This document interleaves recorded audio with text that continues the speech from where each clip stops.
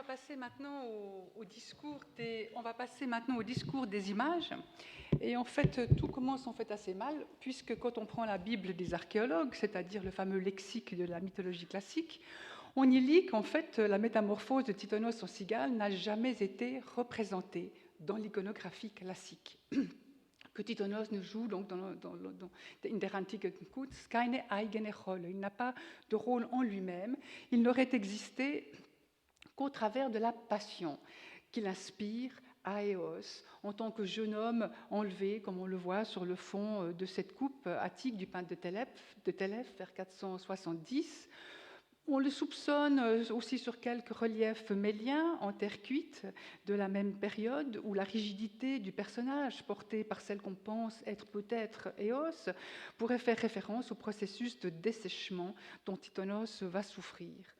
Il y a aussi cette petite plaque étrusque en or où une figure ailée semble verser un liquide, est-ce de l'ambroisie, sur un homme allongé dans un panier, est-ce ce panier berceau, est-ce Éos en train de nourrir Titonos, mais d'autres interprétations sont possibles. En fait, les ambiguïtés du vieillissement, on les reconnaît mises en scène que dans le combat qui oppose Héraclès à Guéras sur les vases attiques, une toute petite série de vases attiques. Un Guéras ainsi nommé par une inscription, donc personnification du vieillissement, sous la forme d'un petit personnage malingre, à la fois grotesque et effrayant, qui semble bien représenter la peur de la maladie et des pathologies déformantes. Et c'est Héraclès à qui il revient de le maîtriser au cours d'un exploit, il faut le relever, qui n'apparaît dans aucun texte. Donc une absence qui nous interpelle quand on connaît la richesse de l'exploration du thème de la métamorphose dans l'art grec. Et je renvoie aux beaux travaux de Françoise Frontisy sur l'homme cerf et la femme araignée. Mais ce n'est peut-être qu'une apparence, et peut-être qu'il faut faire un addendum au limite. Puisque un Titonos peut être identifié à l'époque romaine, et plus particulièrement à l'époque tardo-républicaine, sur un support miniaturisé, les intailles, ces pierres gravées, serties en bagues ou en pendentifs, qui véhiculent un discours identitaire, et là il y a une dimension individualisée qui sera intéressante aussi pour la discussion. Alors des choix qui peuvent être politiques, amoureux ou philosophiques. Des pierres probablement réalisées par des artistes grecs à l'intention d'une élite hellénisée romaine. Et l'identification de cette figure est importante, c'est pour ça qu'on va vous la soumettre, parce qu'elle offre le grand intérêt de témoigner du processus continu de réappropriation et de resémantisation des mythes grecs à l'époque romaine, d'une fabrique incessante de mythes, en particulier dans la glyptique, où fleurissent de nouveaux motifs inconnus dans la tradition grecque classique. Et en fait, on comprend que ce Titonos ait échappé parce qu'en fait, il ressemble au premier regard à la figure, alors c'est pas lui maintenant, hein, à la figure du pygmée drôlatique qui est gravé sur des pierres de la même période. Ça, c'est le pygmée typique. Aussi un homme des confins, relevez-le, hein, figuré en train de combattre les grues qui ravagent leurs récoltes, ou chevauchant cette grue d'une manière un peu ridicule. Sur une toute petite série de pierres, on a une variante. Au premier abord insolite. On a ce pygmée en train de marcher, portant sur le dos une grue morte, donc le combat est terminé, et sa petite taille est suggérée par celle de l'oiseau. Un pygmée caractérisé par un grand sexe, un vieux topos, hein, déjà présent en Grèce classique, par une longue barbe que l'on pourrait rapporter aux descriptions qu'on trouve par exemple dans la fameuse Histoire des Indes de Ctésias de Cnide, et je résume le texte qui est à l'écran, Ctésias de Cnide qui dépeint ces pygmées comme des modèles de laideur, avec un sexe très long qui pend sur leurs chevilles et une barbe la plus longue de tout le genre humain, au point qu'elle traîne jusqu'à leurs pieds et dont ils s'enveloppent comme d'un manteau. Et dans une série contiguë de pierres de la même époque, c'est un insecte qui prend la place de la grue. Et au premier abord, on se dit, c'est comme pour souligner la petite taille du chasseur. C'est une façon de décliner le thème du monde à l'envers, comme sur cette sardoine conservée à Hanovre, où on voit cet homme nu, avec une très longue barbe. On retrouve le grand phallus, les membres très maigres, cette fois, qui marche en portant un insecte. Alors, on ne va pas essayer de l'identifier, parce qu'il y a toute une déclinaison, et je ne pense pas que le but du graveur est de dire exactement lequel. Disons, de type orthoptère, hein, dont il tient les pattes. Alors, dans les variantes, on a parfois l'ajout du bâton. Comme sur cette cornaline conservée à Munich, il s'appuie en marchant. Ça montre bien la faiblesse de ses jambes.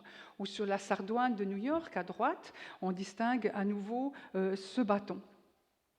Ces personnages diffèrent cependant des pygmées, donc par ce corps extraordinairement émacié, voire décharné, hein, comme on le voit à droite, un dessèchement très marqué. Le personnage n'a plus que la peau sur les os, hein, ce que les Allemands appellent le Hautskelett. Et à gauche, ce qui est intéressant, sur la cornaline de Berlin, on voit que le graveur a souligné l'apparence squelettique de l'homme en marquant ses côtes avec une bouterolle.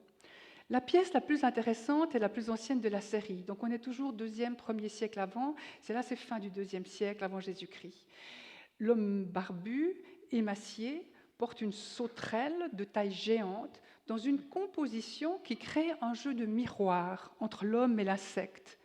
Aux membres effilés de l'animal correspondent les longues jambes maigres et fléchies de l'homme voûté qui s'appuie sur un bâton qui à nouveau suggère une démarche difficile, mais un bâton qui est tordu comme l'est son corps.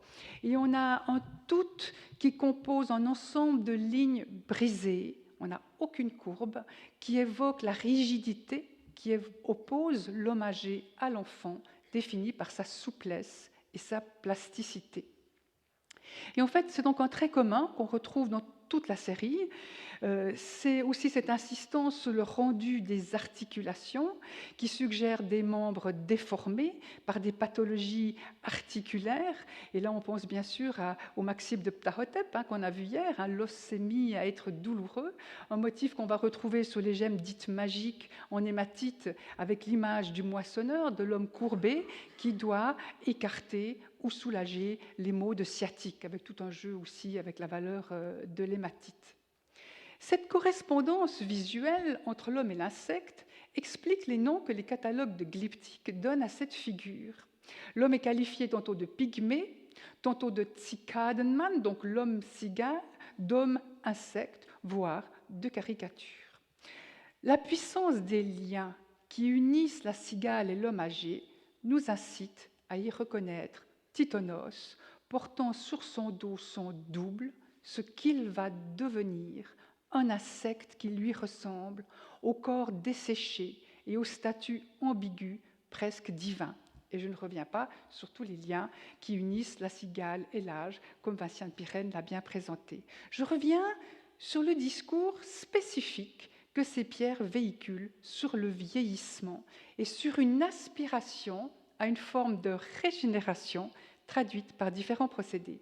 Tout d'abord, le groupe nous transmet l'image mentale du processus du vieillissement mis en scène par un mouvement, celui de la marche. Et ça correspond au discours littéraire. La vie est comparée à un parcours inexorable, à une marche. Cicéron nous parle des progrès de l'âge. Plus important encore, comme très souvent en iconographie antique, un jeu de mots est mis en image. Et c'est cela qui va nous ouvrir de nouveaux horizons eschatologiques. Le terme grec guéras, qui désigne la vieillesse, comme on l'a vu, signifie aussi la mue de la cigale et d'autres animaux, comme le serpent. Et c'est la même chose en latin. Senecta désigne à la fois la vieillesse et la mue de la cigale ou du serpent. On parle de serpentium senecta, la dépouille du serpent. Et c'est une homonymie qui traduit visuellement, qui est traduite visuellement et qui accorde une dimension métaphorique exceptionnelle sur ces pierres, avec une promesse de libération et de renaissance. Alors c'est un thème qui parcourt le monde grec et romain. Je vous montre rapidement le texte d'Aristote qui compare la mue de la cigale, du serpent et du foetus, promesse de régénération. En une nuit, un jour, la vieille peau se détache tout entière, le serpent se dépouille, comme les fœtus se débarrassent de leur chorion. C'est encore de la même manière que ce changement de peau se fait chez les insectes, qui se dépouillent aussi. En latin, image similaire.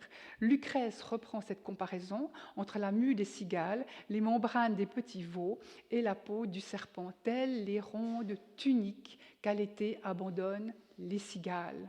Voilà. Cette comparaison entre la mue de la cigale et le processus de rajeunissement est explicite chez Callimaque, à l'époque hellénistique.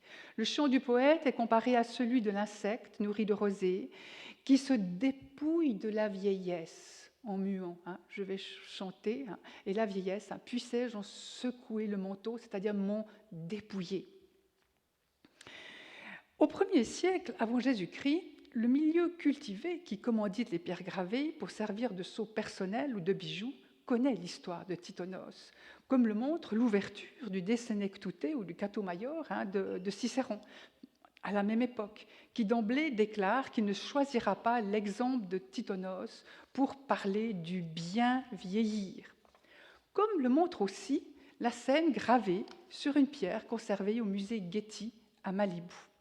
Alors qu'est-ce qu'on voit sur cette scène? Elle représente la fuite d'aîné, qui est de face, vêtu d'une cuirasse, portant son père en quille sur son épaule droite. De sa main gauche, il saisit la main d'un petit enfant, sans doute son fils, Ascani.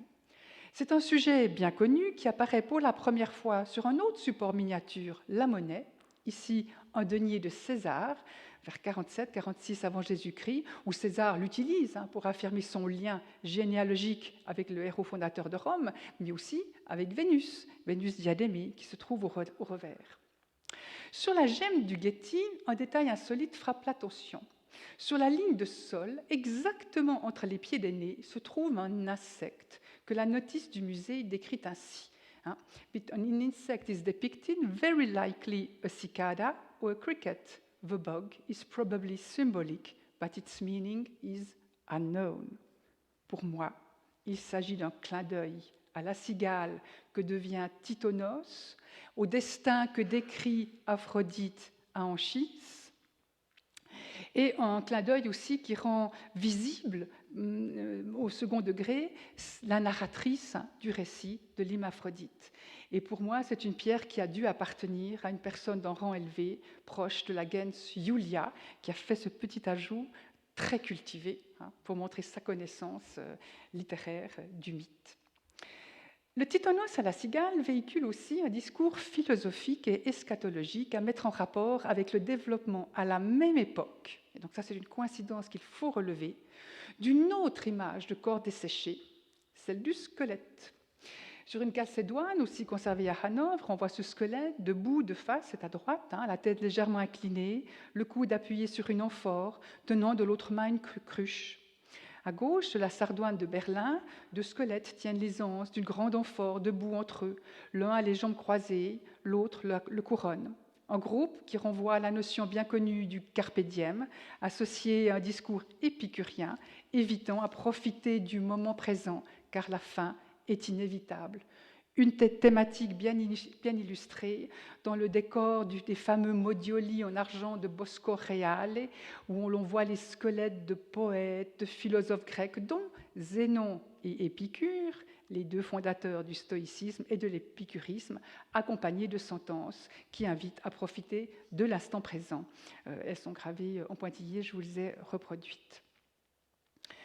Revenons à relevons donc que cette image du squelette est conventionnellement aussi associée à un insecte, mais un autre insecte, c'est le papillon, donc aussi un insecte à chrysalide, et en jouant avec un autre jeu de mots en image, puisque psyché signifie le papillon, mais signifie aussi l'âme.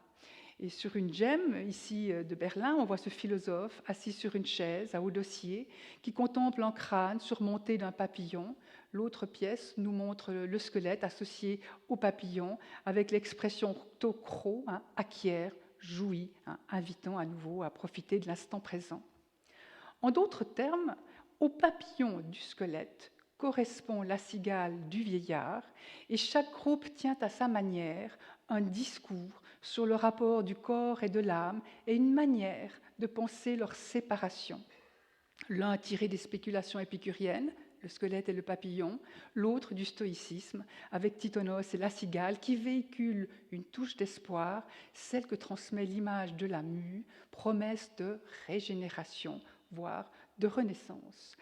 Cette métaphore de la cigale, de cette mue libératrice, se trouve dans une satire ménippée, dédiée à Titonos par Varron, et on est toujours dans la même période. C'est pour ça qu'elle est importante. Évidemment, on n'en a plus que 5 vers, hein, mais Varron va utiliser cette image pour décrire l'envol de l'âme qui quitte son enveloppe corporelle, appelée cortex. Et je pourrais citer encore plusieurs autres passages qui parlent de cette transformation, de ce départ de l'âme, de l'enveloppe corporelle. Je citerai simplement les pensées de Marc Aurèle pour montrer une longue durée, hein, et où là, on la retrouve, cette métaphore de l'enveloppe, hein, ne maudis pas la mort, hein, fais-lui bon accueil, attends ce moment. Et il fait de nouveau une comparaison avec la naissance. Hein. Tu attends bien le jour où ta femme mettra au monde l'enfant qu'elle porte en son sein. De même aussi, tu dois accueillir l'heure où ton âme se délivrera de son enveloppe. Et en fait, l'identification d'un Titonos sur ces gemmes de l'époque tardo-républicaine, une sorte d'effet domino, qui peut nous permettre d'élucider le sens d'autres pierres, comme par exemple celle-ci, assez curieuse, donc toujours ces pierres qui sont portées soit en bijoux, en tout cas comme sceaux, donc avec cette valeur identitaire, où le visage d'un humain se confond avec le corps d'un insecte. Est-ce une cigale? Est-ce aussi pour traduire cette option, ce désir de régénération? En conclusion de ce parcours, et j'ai fait un petit clin d'œil à l'idéogramme de la vieillesse qu'on a vu hier dans le monde égyptien, pour dire à la fois qu'on est dans une iconographie qui travaille avec des éléments qu'on pourrait imaginer atemporels, mais en même temps pour vous montrer combien le discours est différent. On reprend le même type de motif, l'homme courbé, le bâton, etc., mais avec l'ajout de la cigale.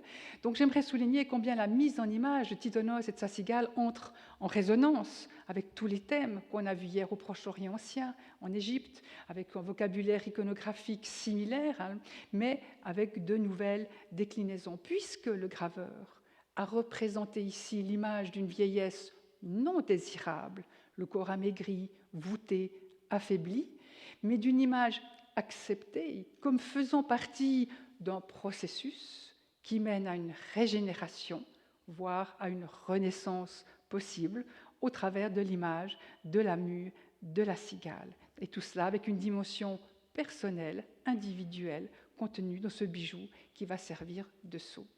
Nous vous remercions de votre attention.